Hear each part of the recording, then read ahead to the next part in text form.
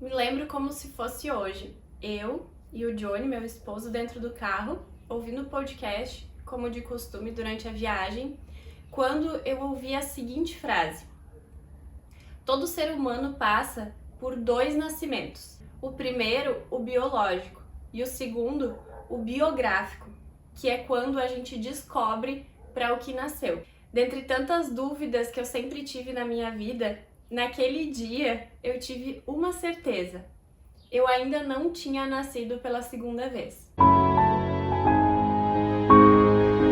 Eu me chamo Jennifer Silveira, eu sou artista, contadora de histórias e criadora do movimento Desperta, um movimento de autoescrita que tem o objetivo de te tornar o autor da tua própria história, trazendo mais graça, ordem e beleza para os teus dias. Por aqui eu compartilho um pouco da minha trajetória, algumas rotinas de estudo e insights que me fazem chegar a algumas respostas, com o intuito de te ajudar também a encontrar as tuas próprias. Então vamos por partes. Primeiro, quem sou eu? Eu nunca tive dificuldade para responder a essa pergunta.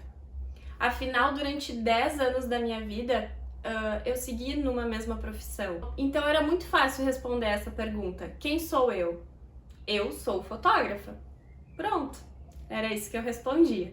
E enquanto fotógrafa, uma das partes que eu mais gostava, da profissão era de poder ouvir a história dos outros, compartilhar um pouco da minha. Então era essa troca de histórias e de poder aprender, com a história dos outros e poder passar algumas coisas também sobre o que eu aprendi com a minha própria história. Essa troca, ela sempre me preencheu muito. Então eu realmente pensava que eu trabalhava com o meu propósito. Esse era o propósito da minha vida.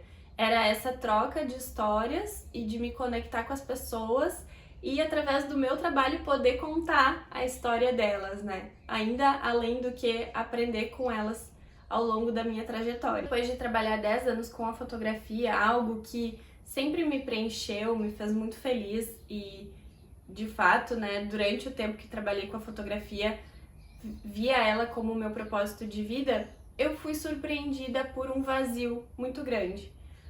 E a cada dia que eu precisava sair para trabalhar, aquilo ia me entristecendo, ia consumindo os meus dias. Então eu me tornei uma pessoa irritada, assim, sem paciência, uma pessoa chata de se conviver. Sabe assim, quando tu mesma não te aguenta, porque tu sabe que existe algo ali que não tá legal. Não, ao longo dos dias eu tava extremamente cansada, porque eu já não dava mais conta da rotina no formato que ela vinha, então, se formando ao longo desses anos. E chegou um tempo que simplesmente a minha mente cansou e, principalmente, a minha essência estava cansada, então parecia que não era mais aquilo. E no meio daquela rotina, um dia eu estava organizando o estúdio e conversando com Deus e eu perguntei por que, eu estava me sentindo daquela forma. Por que mesmo encontrando pessoas tão bacanas no meu caminho e compartilhando, tendo a conexão ainda com as pessoas, porque na minha vida pessoal, claro, eu era essa pessoa mais amarga, mais irritada, porém na hora, enquanto eu tava trabalhando, sempre foi muito bacana essa troca com as pessoas, Não era algo que na minha profissão eu deixava transparecer que eu já não estava contente com a rotina e com as coisas da forma como elas estavam andando. Então eu questionava Deus, eu perguntava por que enquanto eu estou com as pessoas é tão bom, eu me sinto tão bem, Mas, então quando ali terminada uma sessão, quando então eu tava, era eu e eu ali fazendo tudo que o meu trabalho exigia que eu fizesse, porque eu me sentia tão incompleta, tão desgostosa, daquela rotina. E naquela conversa com Deus, eu realmente, foi muito engraçado que eu tive a minha resposta ali, na hora, E isso não acontece com frequência, pelo menos não pra mim, muitas dúvidas, né? Muitas coisas que eu converso com Deus ao longo dos dias que as coisas vão se resolvendo e vão se respondendo. Não é assim, né? Papum. Mas naquele dia foi muito forte pra mim. Foi muito assim como deu, o teu tempo aqui deu. Agora eu te chamo pra fazer outra coisa. Não é mais a fotografia.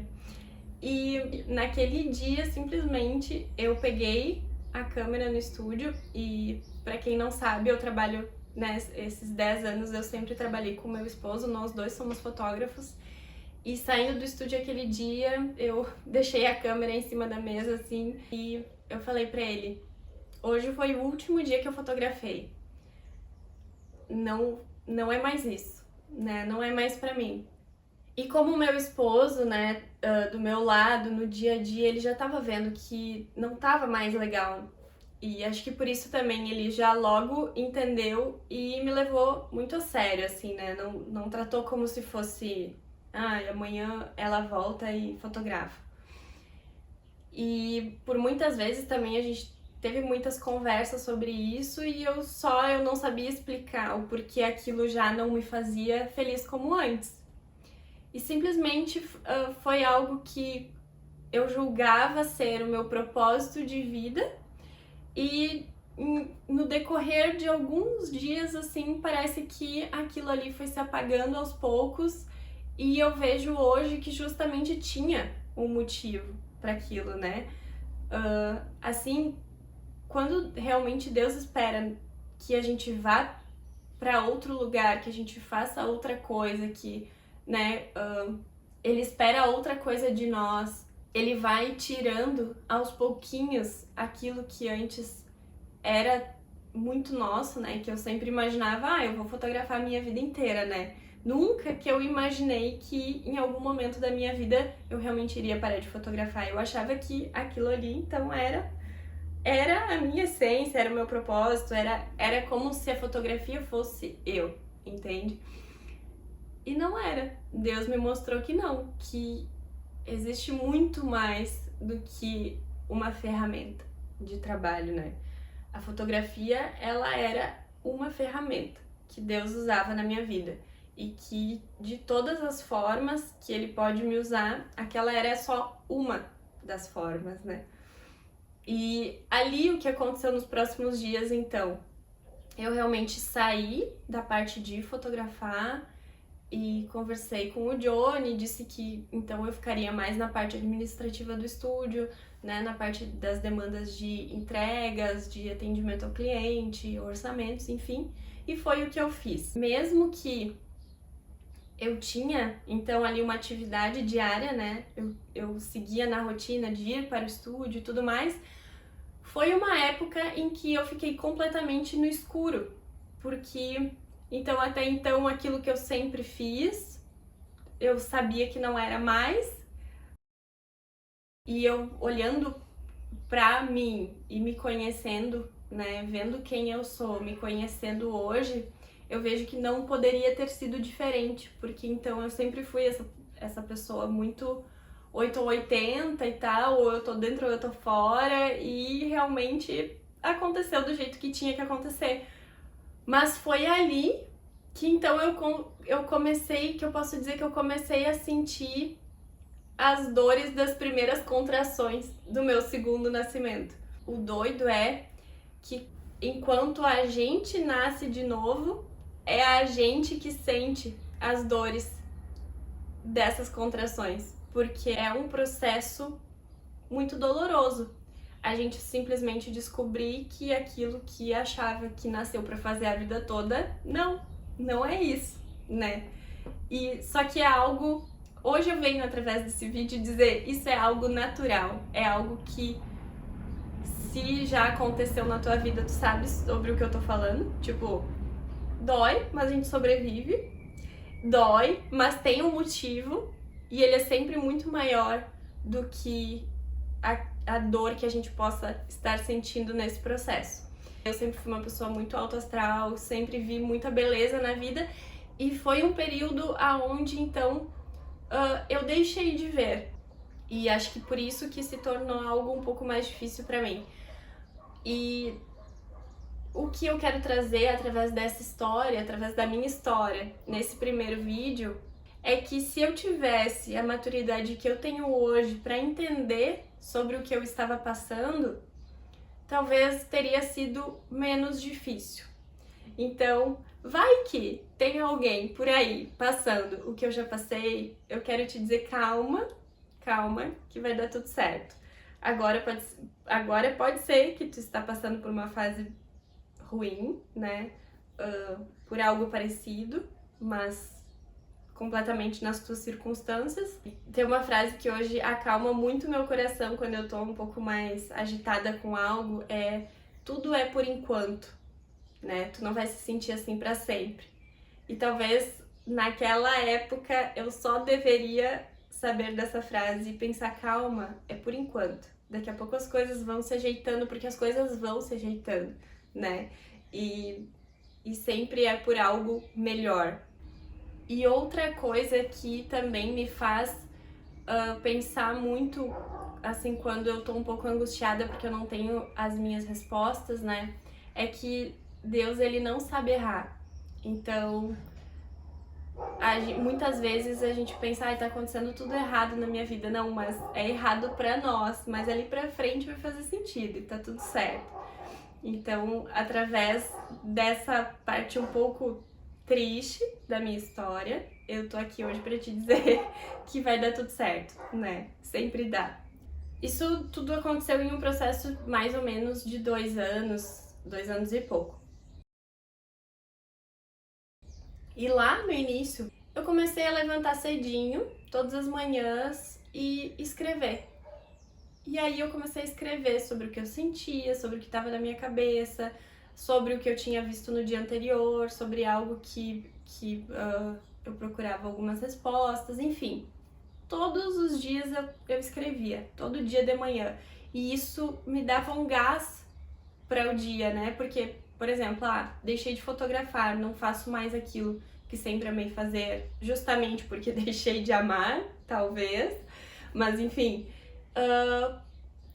comecei a escrever. E na minha cabeça era, justamente eu preciso escrever todos os dias de manhã, isso tem dado um gás no meu dia, porque eu deixei de fotografar, então eu preciso me expressar. Era isso que estava na minha cabeça. E eu não estava entendendo o que realmente estava acontecendo ali. Mas foi a partir da escrita diária que eu comecei a encontrar as minhas respostas e comecei a me organizar de novo, né? Porque quando a gente passa por algo muito diferente, né, da nossa história ali, a gente tá construindo a nossa história e daqui a pouco, pum, parece que tem uma ruptura na nossa história.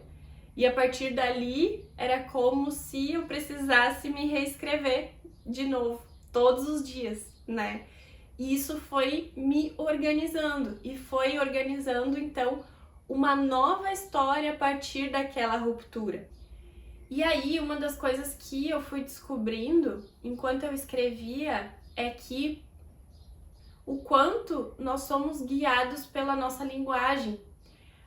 Por muitas vezes eu achar que eu sentia uma coisa e quando eu escrevia, então eu tinha que colocar em palavras ali o que eu estava sentindo e eu via que não era. Por exemplo, a gente muitas vezes usa, eu tô me sentindo meio down hoje, tô me sentindo meio triste, tô meio pra baixo.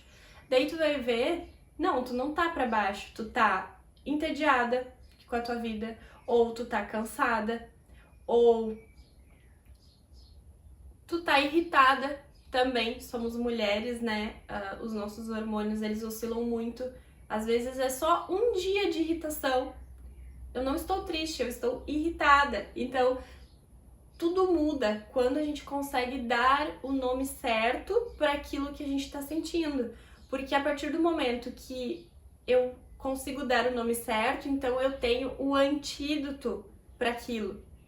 Eu consigo pensar assim, se ao invés, olha só, se ao invés de eu dizer que eu estou cansada, eu usar a palavra eu estou triste, aí tu começa a pensar, nossa, mas por que eu tô triste? E aí começa a trazer toda uma bagunça na tua cabeça. Agora, se de fato tu consegue pensar, eu tô cansada, o que eu preciso?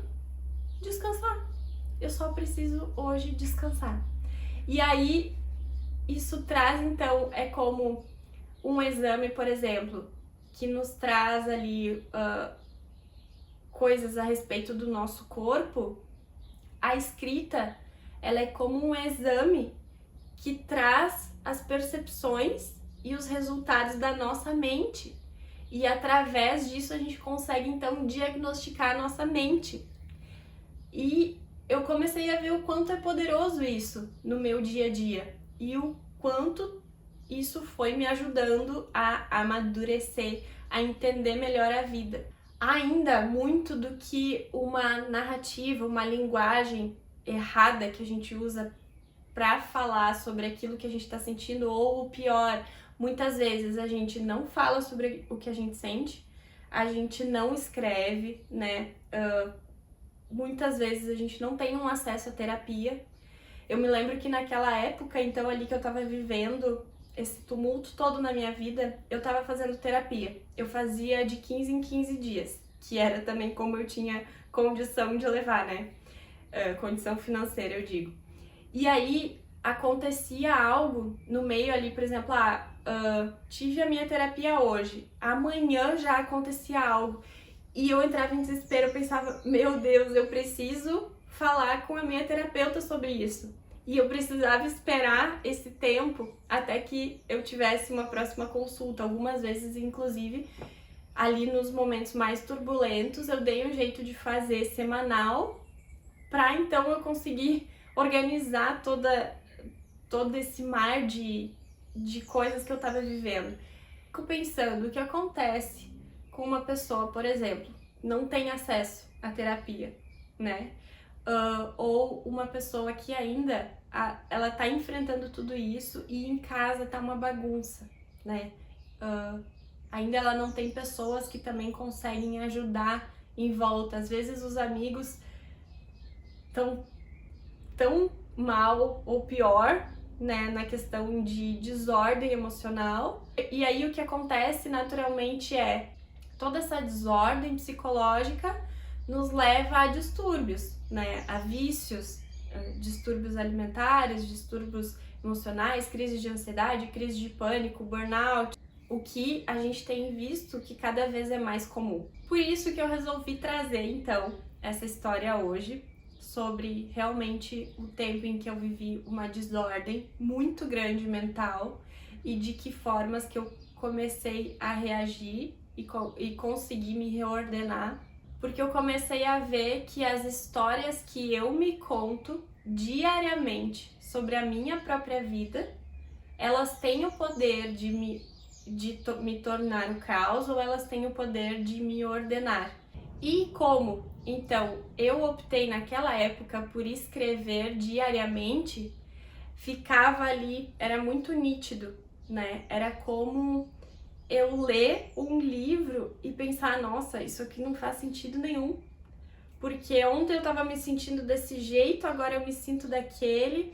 Teve inclusive um dia que eu comentei com a minha terapeuta que eu disse assim, não é possível que um dia eu me sinto tão animada e com tanta capacidade, né, que tem dias que a gente pensa assim, nossa, eu posso fazer o que eu quiser. E aí no outro dia, quando chega o dia então de fazer tudo aquilo que tu planejou, porque tu pensa que, né, porque tu pensava que tu tinha essa capacidade, chega um dia e tu pensa, nossa, eu não consigo fazer nada. Era como se eu disse pra ela, eu precisava escrever nos melhores dias ali, da forma como eu me sentia, para que nos piores eu pudesse estudar sobre mim nos melhores dias e pudesse então trazer essa energia de volta, sabe?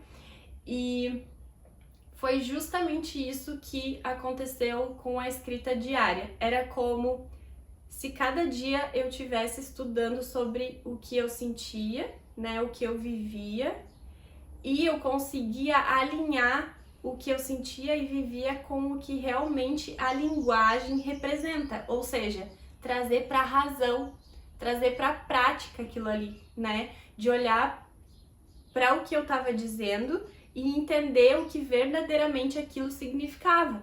E então tudo foi ficando mais fácil e foi ficando mais claro, e a minha história, de fato, a minha narrativa naqueles dias, ela é algo crescente, assim, tu vai vendo que aquilo vai crescendo, vai se organizando, vai melhorando a cada dia. E por isso hoje eu consigo entender o poder que uma história tem. Tanto essas que nós nos contamos diariamente, mentalmente, né? Que muitas vezes a gente tá ali só nós com a nossa cabeça, como aquilo que a gente bota pra fora quando a gente conversa com as outras pessoas. Quando conscientemente a gente volta a olhar para a linguagem e para o que realmente as palavras que a gente diz significam, eu gostaria inclusive de te propor a fazer isso nos próximos dias. Começar a analisar o que realmente tu tem falado, o que realmente tem saído da tua boca para descrever a ti mesmo ou aquilo que tu viveu. Eu deixei de usar muitas palavras que eu usava antes quando eu entendi o que elas verdadeiramente significam e que não faz nenhum sentido com aquilo que realmente eu desejo pra mim, sabe? E é um exercício que depois que tu pratica ele diariamente, vai ficando mais consciente com normalidade, com naturalidade. No início eu tinha que fazer força para que isso acontecesse. E agora com mais naturalidade as coisas vão acontecendo. Quando eu vou falar, eu tenho medo de tal coisa, quando isso vai sair da minha boca, esses dias até conversando com amigas e a gente falou sobre medo, aí como o medo ele me irrita, é um sentimento que me irrita, que quando eu vou dizer eu tenho medo de algo, e aí eu penso, mas por que eu tenho medo disso? E aí tu começa a trazer pra razão, porque o medo ele não é racional, né? Ele é só emocional. E aí quando tu começa a trazer pra razão, por que eu tenho medo de certas coisas?